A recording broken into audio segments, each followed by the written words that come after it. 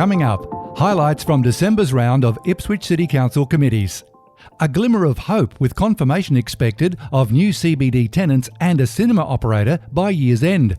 Leichhardt pool temperature decision delayed after a resident complained in August.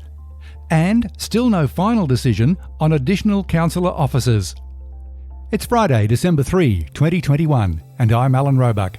Welcome to Ipswich Today, which acknowledges the traditional custodians of the land on which it is produced and pays respects to elders past, present and emerging. This podcast is supported by Kinetics, people-powered web hosting trusted by Australian businesses since 1999. Ipswich City Council held committee meetings on December 1st. From the Ipswich Central Redevelopment Committee, Senior Council Officer James Hepburn updated councillors on the CBD leasing program. So we've had a really good month in this space. I think the market has woken up post-COVID. I think fingers crossed Omicron, whatever it's called, doesn't come back and bite us in the neck next year. But the legal team have been very, very busy. Since we reported, we had 15 heads of terms signed in a non-legally binding status, of which 12 of those had legal documents already issued. We mentioned this time last month, I think, that we had executed an agreement for lease with that dumpling place, who have been undertaking their fit-outs. A little bit disappointed to announce that they're going to miss their opening date of essentially around about now and early this year before Christmas. They've struggled to get materials, and they've also struggled to hire staff leading into Christmas, which is just generally a sign of the market at the moment within the leisure and restaurant world. Although we're pretty comfortable with where they're tracking on the actual fit-out works now, and we're looking forward to agreeing a new date for their opening in the new year. And with regards to some of the other deals coming forwards, only just the end of last week we executed our second agreement for lease. That will find its way to a special council meeting, I believe, in mid-December, which is great news. That is a kiosk unit within the Metro B building. It faces the Eats. I can't give their name just yet.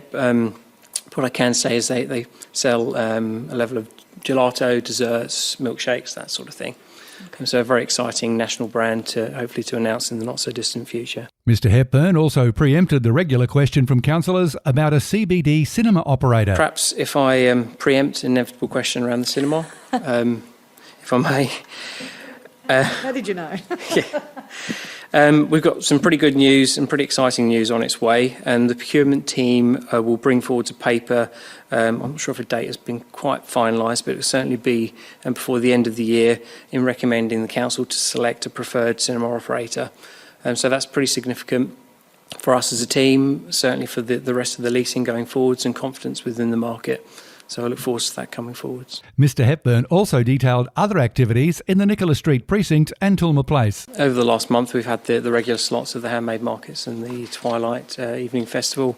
Both went off quite successfully. Some were, I think, handmades was had to cut short because of weather affected. There's a bit of wind and inclement weather, which was a bit of a problem there. We also have a new event that took place, which was the Garden Fair. And that was hugely successful. It was a trial, a point of difference to probably some other markets that have happened here and certainly locally and regionally speaking.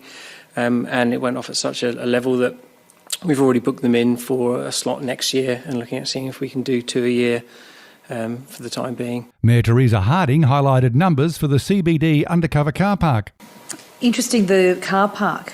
We're averaging over 20,000 visitors per month, which is really interesting. It's great to see those numbers up there. I guess for anyone who's looking to lease somewhere that's modern and exciting and vibrant, I mean, we've got the numbers here to show that despite COVID that we are that we do have a lot of people coming in. That's not including people coming from public transport.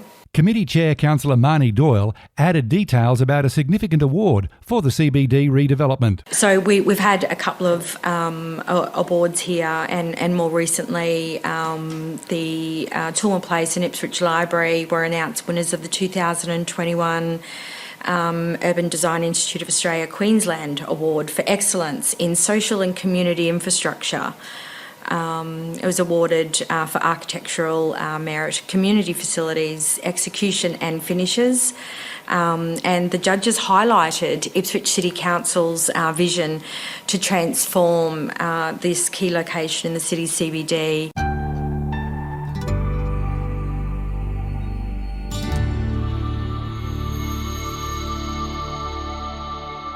The water temperature of Leichhardt Pool was back on the agenda this month, but if officers thought their report was going to be waved through, then they would have been very disappointed by councillor Andrew Fechner, who has clearly gone into bat for long-time council observer and critic Ken Alderton. Mr Alderton became the first resident to address the council under new public participation guidelines in August this year.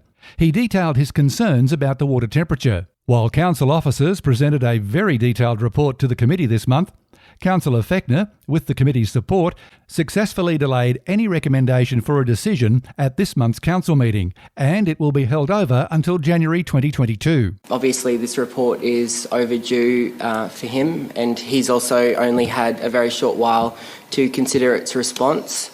And out of respect for Mr Alderton, a response came back to him with regards to the contents of the report this morning.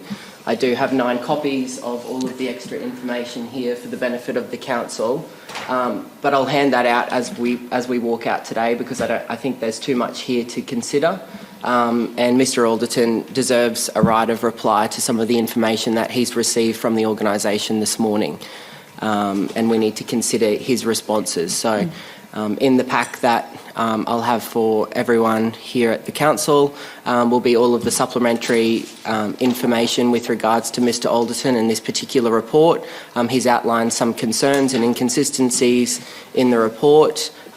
He points to omissions in the report, namely the hours of all of the pools, the opening hours of all of the pools within the LGA, and there needs to be a response from Mr Alderton based on the response that he would have received from council just moments ago by paper copy for me, and he's here today. So I would be proposing an alternative recommendation here, that we lay this on the table until at least next council ordinary, until we have such time to consider all of the information that we have in front of us, and take more time to deliberate our approach to equity amongst the city when it comes to the operation of our pools. So I thank Mr Alderton for his continued support and communications with the council.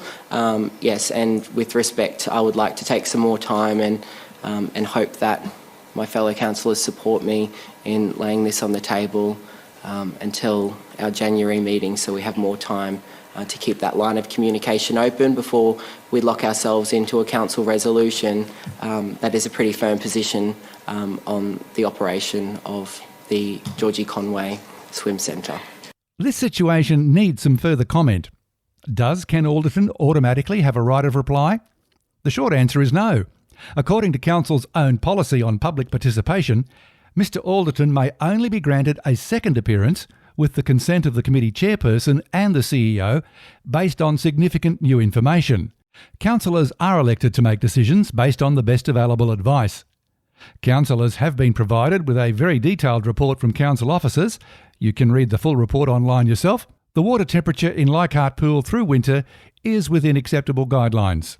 Then there's always the need to balance cost versus benefits. It will be interesting to watch this one unfold in the new year.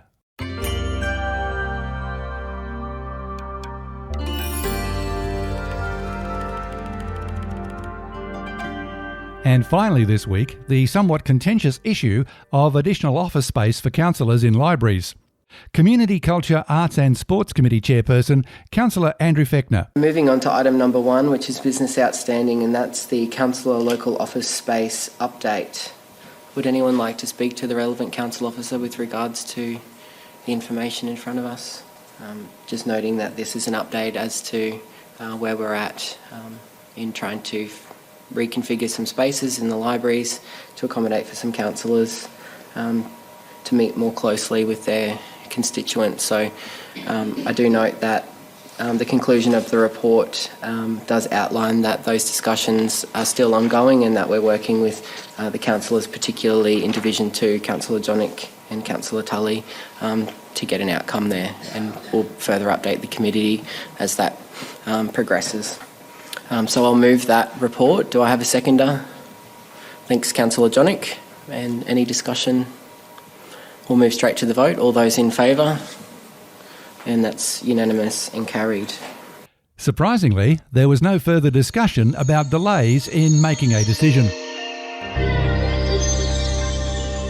You'll find handy links in the show notes, including Council's YouTube channel, where you can view this month's committee meetings.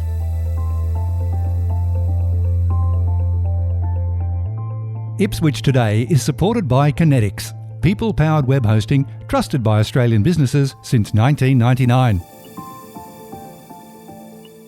This podcast is also listener-supported. Please make a once-only gift or regular donation to help keep it online.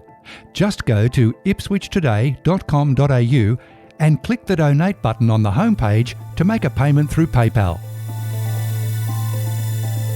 Follow and stream this podcast from your favourite app, including iHeartRadio and Amazon Music Podcasts, or play Ipswich Today from smart speakers.